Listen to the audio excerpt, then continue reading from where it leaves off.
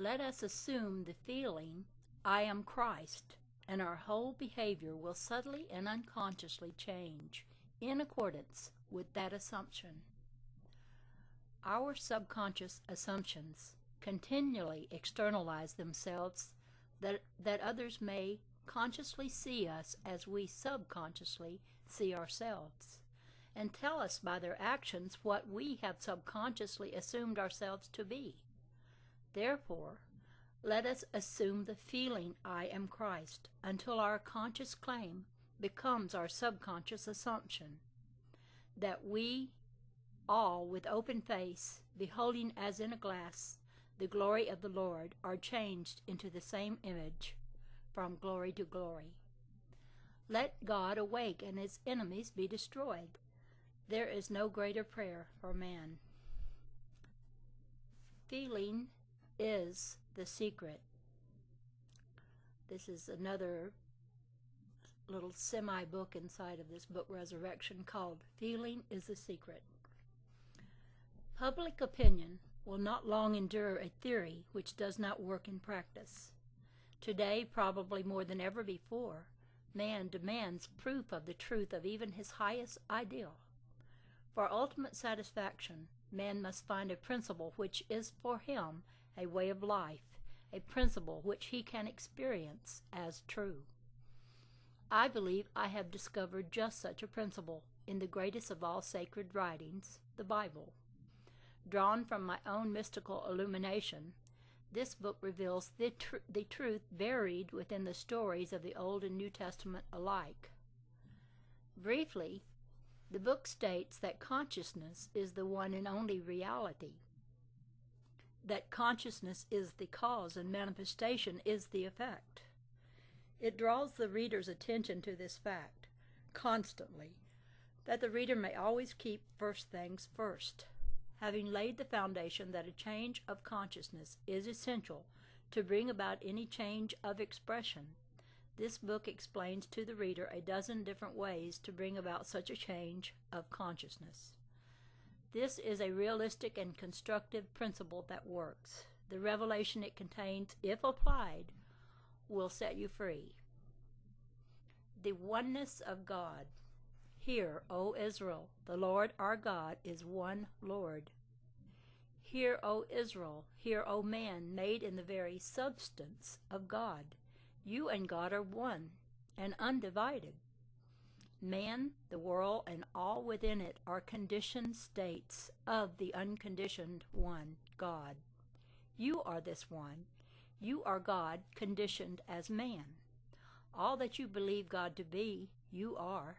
But you will never know this to be true until you stop claiming it of another and recognize this seeming other to be yourself.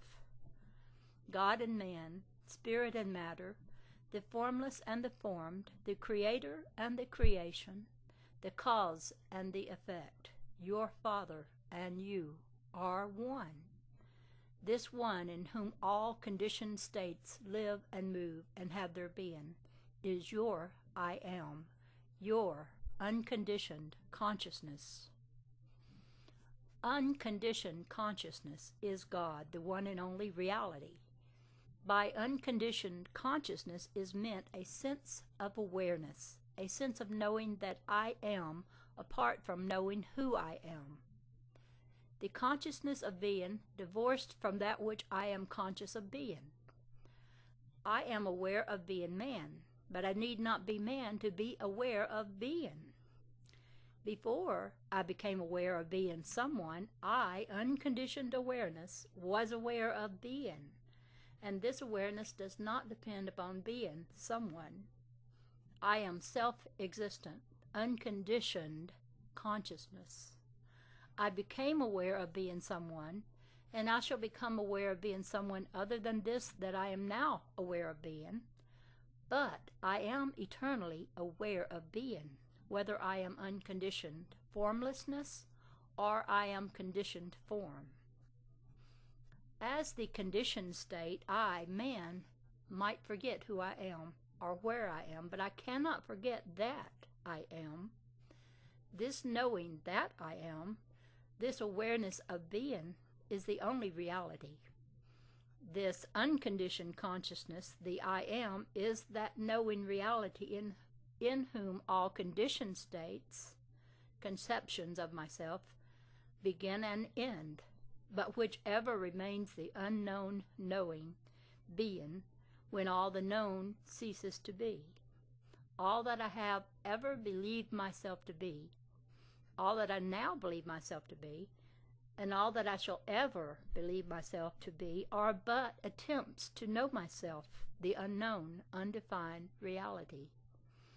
This unknown knowing one, or unconditioned consciousness, is my true being, the one and only reality. I am the unconditioned reality, conditioned as that which I believe myself to be. I am the believer limited by my beliefs, the knower defined by the known. The world is my controlled consciousness objectified. That which I feel and believe to be true of myself is now projected in space as my world. The world, my mirrored self, even ever bears witness of the state of consciousness in which I live. There is no chance or accident responsible for the things that happen to me or the environment in which I find myself. Nor is predestined fate the author of my fortunes or misfortunes. Innocence and guilt are mere words with no meaning to the law of consciousness, except as they reflect the state of consciousness itself. The consciousness of guilt calls forth condemnation. The consciousness of lack produces poverty.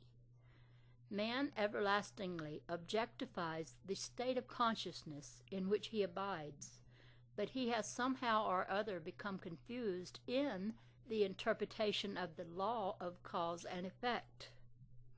He has forgotten that it is the inner state which is the cause of the outer manifestation, as within, so without.